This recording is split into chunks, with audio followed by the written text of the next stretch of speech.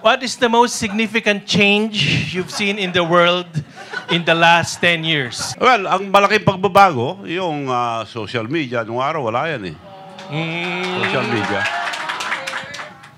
Name a current or past world leader whom you admire and why? Well, one past leader, si Lee Kuan Yew. He's a disciplinarian. Kailangan din natin disiplina eh.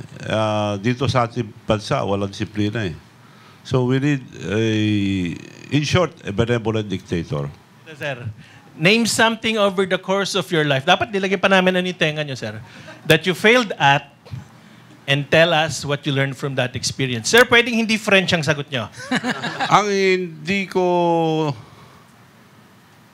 nagawa sa buhay ko, ang pinagsisisihan ko, yung pinaka-importante sa lahat, yung pag-aaral.